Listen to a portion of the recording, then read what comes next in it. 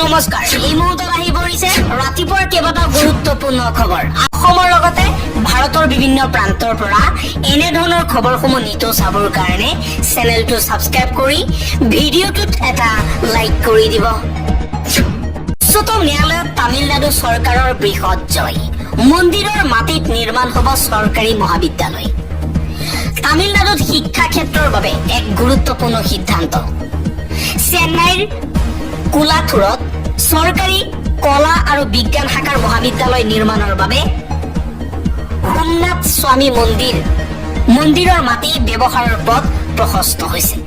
শুকুৰবাৰে উচ্চতম ন্যায়ালয়ে মাদ্ৰাজ উচ্চ ন্যায়ালয়ৰ ৰায়ক সমৰ্থন কৰি আবেদনকাৰী টি.আৰ. ৰমেশে দাখিল কৰা গোচৰ খাৰিজ কৰে।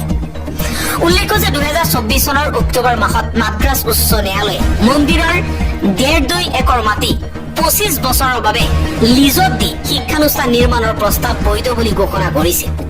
আবেদনকাৰীয়ে মন্দিৰৰ মাটি ব্যৱহাৰৰ প্ৰতি আপত্তি জনাই কয় যে ইয়াত মন্দিৰৰ কল্যাণৰ বাবে ভাড়া কেনেকৈ ব্যৱহাৰ কৰা হ'ব তাৰ স্পষ্ট ব্যাখ্যা নাই। কিন্তু উচ্চতম ন্যায়ালয়ে স্পষ্টকৈ কৈছে যে উচ্চ ন্যায়ালয়ৰ ৰায় শুদ্ধ আৰু ইয়াত নতুনকৈ হস্তক্ষেপৰ প্ৰয়োজন নাই। পৰৱৰ্তী খবৰ, কথা পাহৰা বিজেপিৰ গৃহমন্ত্ৰী অমিত শ্বাহক ৰিপুন বৰাই সোঁৱৰাই দিলে হিমন্ত বিশ্ব শৰ্মাৰ অতীত।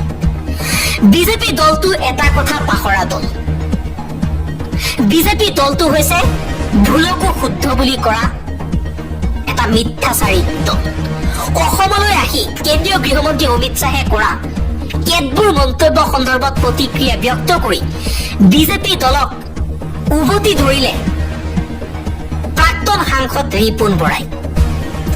অসমত বিজেপি চৰকাৰে দুৰ্নীতিক কোনো কাৰণতে প্ৰশ্ৰয় নিদিয়ে বুলি অমিত শ্বাহে কৰা মন্তব্যক হাস্যকৰ আখ্যা দিলে ৰিপুন বৰাই।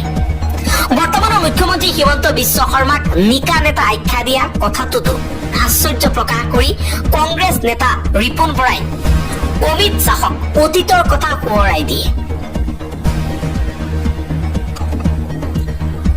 বিজেপি দলে 2014 চনত কেন্দ্ৰত শাসনলৈ আহিয়েই সংসদীয় সমিতিৰ বৈঠকত ভাৰতৰ ভিতৰত আটাইতকৈ যদি দুৰ্নীতিগ্ৰস্ত কোনো মন্ত্ৰী আছে সেইজন অসমৰ তৰুণ গগৈ মন্ত্ৰীসভাৰ কংগ্ৰেছৰ মন্ত্ৰী ডক্টৰ হিমন্ত বিশ্ব শৰ্মা বুলি অন ৰেকৰ্ড ঘোষণা কৰিছিল সেইটো দলৰ তেতিয়া ৰাষ্ট্ৰীয় সভাপতি অমিত শ্বাহে।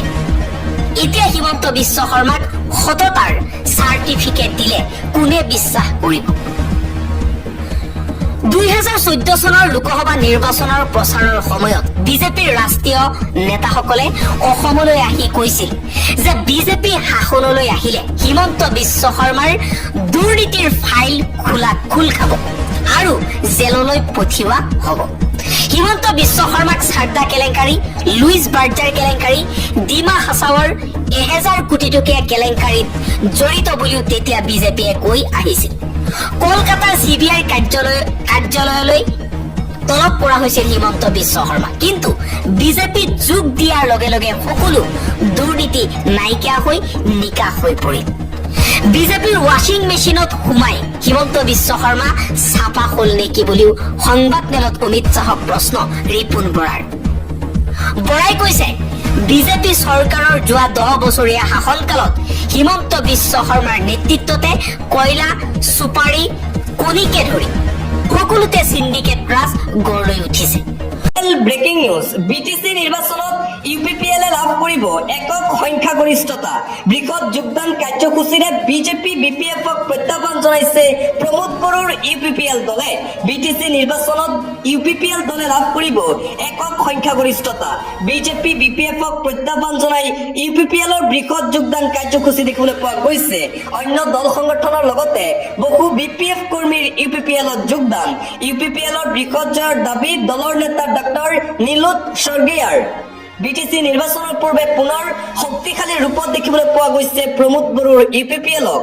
বিপিএফে কোনো কাৰণতেই এখনো আসন নাপায় ওদালগুৰি জিলাত। এইবাৰ বিটিআৰত ইউপিপিএলৰ চৰকাৰ হোৱাৰ ভৱিষ্যৎবাণী নেতাগৰাকীৰ। আৰু আনপিনে ঘোষণা কৰা হৈছে বিটিচি নিৰ্বাচনৰ ভাৰতীয় জনতা পাৰ্টিৰ প্ৰাৰ্থীৰ তালিকা। 28টা সমষ্টিত প্ৰাৰ্থী প্ৰক্ষেপ কৰিছে ভাৰতীয় জনতা পাৰ্টিয়ে। বিজেপিৰ প্ৰাৰ্থীৰ তালিকা প্ৰকাশ কৰা হৈছে। ঘোষণা হ'ল বিটিচি নিৰ্বাচনৰ বাবে বিজেপিৰ কেণ্ডিডেটৰ লিষ্ট। 28টা সমষ্টিত প্ৰাৰ্থী প্ৰক্ষেপ কৰিছে ভাৰতীয় জনতা পাৰ্টীয়ে। ফকীৰগ্ৰাম সমষ্টিত অৰূপ কুমাৰ দে, চালাকাটি সমষ্টিত কবিতা বসুমতাৰী, চিৰাং জিলাতো প্ৰাৰ্থীত্ব আগবঢ়াইছে ভাৰতীয় জনতা পাৰ্টীয়ে। বিটিচি নিৰ্বাচনৰ বাবে প্ৰাৰ্থীৰ তালিকা প্ৰকাশ কৰিছে বিজেপিয়ে। আন এটা গুৰুত্বপূৰ্ণ খবৰ, পুনৰবাৰ মুখ্যমন্ত্ৰী হিমন্ত বিশ্ব শৰ্মাক সকিয়নি প্ৰদান কৰিছে অসম জাতীয় পৰিষদৰ সভাপতি লুৰিণজ্যোতি গগৈয়ে। আহোমৰ হেংদাঙক লৈ পলিটিক্স নকৰিব মুখ্যমন্ত্ৰী হিমন্ত বিশ্ব শৰ্মাই। মুখ্যমন্ত্ৰীক সকিয়নি প্ৰদান কৰিছে লুৰিণজ্যোতি গগৈয়ে। হেংদাঙক লৈ পলিটিক্স নকৰিব মুখ্যমন্ত্ৰী হিমন্ত বিশ্ব শৰ্মাই। হেংদাং আহোমৰ স্বাভিমান হয়, গতিকে নিজৰ স্বাৰ্থৰ বাবে হেংদাঙক ব্যৱহাৰ নকৰিব। হেংদাং অসমীয়া জাতিৰ স্বাভিমানৰ প্ৰতীক। হেংদাঙক লৈ মুখ্যমন্ত্ৰী হিমন্ত বিশ্ব শৰ্মাই কৰা মন্তব্যৰ পিছতেই মুখ্যমন্ত্ৰীৰ বিৰুদ্ধে এইদৰে মন্তব্য কৰিছে লুৰিণজ্যোতি গগৈয়ে। পৰৱৰ্তী খবৰ, প্ৰকৃত হিন্দু লোকে কাৰোৰে সৈতে কাজিয়া নকৰে। প্ৰকৃত হিন্দু লোকে সকলোকে শ্ৰদ্ধা কৰে। প্ৰকৃত হিন্দু লোকে সকলোকে সন্মান কৰে। RSS প্ৰধান মোহন ভাগৱতৰ পুনৰবাৰ তাৎপৰ্যপূৰ্ণ মন্তব্য। হিন্দু কোন হয় তাক ভালদৰে বুজাই দিলে মোহন ভাগৱতে। হিন্দু কাক কয় তাৰ ডেফিনেশ্যন দিছে মোহন ভাগৱতে। হিন্দুৰ ডেফিনেশ্যন দিলে RSS প্ৰধান মোহন ভাগৱতে। যিয়ে নিজৰ ৰাস্তাত গৈ থাকে, কাৰো অন্যায় নকৰে, যিয়ে আনক শ্ৰদ্ধা কৰে, যিয়ে আনক সন্মান কৰে, যিয়ে সকলোৰে লগত মিলিজুলি আগবাঢ়ি যায়, এনেবোৰ সংস্কৃতি, এনেবোৰ নীতি পালন কৰা সকলক হিন্দু বুলি কোৱা হয়। আমি সকলোৱে একেখন ঠাইলৈ যাম, আনৰ সৈতে কেতিয়াও কাজিয়া কৰিব নালাগে বুলি মন্তব্য মোহন ভাগৱতৰ। কোনেও কাকো সলনি কৰাৰ দৰকাৰ নাই। নিজৰ ৰাস্তাত সকলো গৈ থাকক। ইজনে আনজনক কেতিয়াও অপমান কৰিব নালাগে, ইজনে আনজনক কেতিয়াও গালি দিব নালাগে। একমাত্ৰ ৰাম মন্দিৰৰ বাবে RSSে আন্দোলন কৰিছে। কাশী আৰু মথুৰাত হোৱা প্ৰতিবাদত সমৰ্থন নাই RSSৰ। RSS প্ৰধান মোহন ভাগৱতক লৈ সমগ্ৰ ভাৰতজুৰি আৰম্ভ হৈছে চৰ্চা। আন এটা ব্ৰেকিং নিউজ, বিতৰ্কিত কৰিশ্মা নাথৰ বিৰুদ্ধে ৰাজ্যৰ প্ৰতিখন থানাত এতিয়া এজাহাৰ দাখিল কৰা হৈ আছে। ৰাজ্যৰ থানাই এজাহাৰ দাখিল কৰা হৈছে বিতৰ্কিত কৰিশ্মা নাথৰ বিৰুদ্ধে। যিকোনো মুহূৰ্তত গ্ৰেপ্তাৰ হ'ব পাৰে কৰিশ্মা নাথ। থানাই এজাহাৰ দাখিল কৰিশ্মা নাথৰ বিৰুদ্ধে। বিষ্ণুপ্ৰসাদ ৰাভাৰ গীত বিকৃত কৰাৰ অভিযোগ কৰিশ্মা নাথৰ বিৰুদ্ধে। ৰাজ্যজুৰি কৰিশ্মাক গৰিহণা ৰাইজৰ। ৰাভা সংগীতক অপমান কৰাৰ অভিযোগ কৰিশ্মা নাথৰ বিৰুদ্ধে। লখিমপুৰ সদৰ থানাতো এজাহাৰ দাখিল অসমীয়া যুৱ মঞ্চৰ। অন্য এটা খবৰ, ভূটানৰ পৰা নামি অহা পানীৰ বাবে হাহাকাৰ নামনি অসমত। যুৱকৰ সৈতে ভয়ংকৰ ঘটনা সংঘটিত হৈছে। নামনি অসমত ভূটানৰ পৰা নামি অহা পানীৰ বাবে হাহাকাৰ পৰিস্থিতিৰ সৃষ্টি হৈছে। ভূটানৰ পৰা নামি অহা পানীয়ে উদুৱাই নিলে যুৱকক। তামোলপুৰত সংঘটিত হৈছে ভয়ংকৰ ঘটনা। নামনি অসমত এতিয়া হাহাকাৰ পৰিস্থিতি। পানীত সন্ধানহীন যুৱকক বিচাৰি চলাইছে উদ্ধাৰ অভিযান উদ্ধাৰকাৰী দলে। বেকী নৈৰ ওপৰেৰে এতিয়াও বিপদসীমাৰ ওপৰেৰে গৈছে পানী। মুঠতে নামনি অসমত এতিয়া হাহাকাৰ। প্ৰশাসনৰ ফালৰ পৰা সকলোকে সাৱধান আৰু সতৰ্ক হৈ থাকিবলৈ আহ্বান জনোৱা হৈছে। পৰৱৰ্তী খবৰ, অনৈতিক কামত জড়িত 80% মিয়া মুছলমান। জড়িত সকলোকে কৰা হ'ব এঘৰীয়া, সম্পূৰ্ণ কৰা নহ'ব জানাজা। মুছলমান সমাজক লৈ নেমচুৰ বৃহৎ সিদ্ধান্ত গ্ৰহণ। সংখ্যালঘু অঞ্চলত বৃদ্ধি পাইছে অনৈতিক কৰ্মকাণ্ড। লগতে বৃদ্ধি পাইছে ড্ৰাগছ, ভাং, মদৰ বেহা সংখ্যালঘু মিয়া অঞ্চলত। যিসকল লোক এইবোৰত জড়িত তেওঁলোকক কৰা হ'ব এঘৰীয়া সমাজৰ পৰা। মৃত্যু হ'লে দিয়া নহ'ব জানাজা তেনে লোকক। অনৈতিক কাম কৰা 80% মিয়া মুছলমান। নেমচুৰ ফালৰ পৰা বিশেষ পদক্ষেপ। এনে লোকৰ সৈতে কোনো সম্পৰ্ক নাথাকে মুছলমান সমাজৰ। এনে লোকৰ বাবেই মুছলমান সমাজ বদনাম হয়। এনে লোকৰ বাবে আজি এই অৱস্থা সংখ্যালঘু ৰাইজৰ। এওঁলোকৰ বিৰুদ্ধে আমি কঠোৰ আৰু সংকল্পবদ্ধ।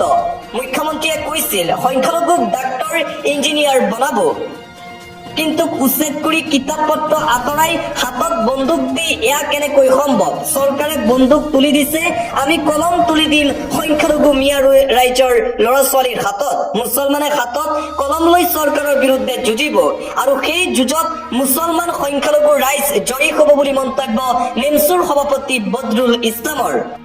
আন এটা ব্ৰেকিং নিউজ, মাটি দিয়ক নহলে গুলি কৰক, আমি জন্তু নহয়। হাতে হাতে কাগজ লৈ ওলাই আহিল নাও বৈচাৰ উচ্ছেদিত ৰাইজ। মাটি দিয়ক নহলে গুলি কৰি আমাক একেবাৰে মাৰি দিয়ক। জন্তুৰ দৰে আমাৰ সৈতে ব্যৱহাৰ কিয় কৰিছে এইখন বিজেপি চৰকাৰে?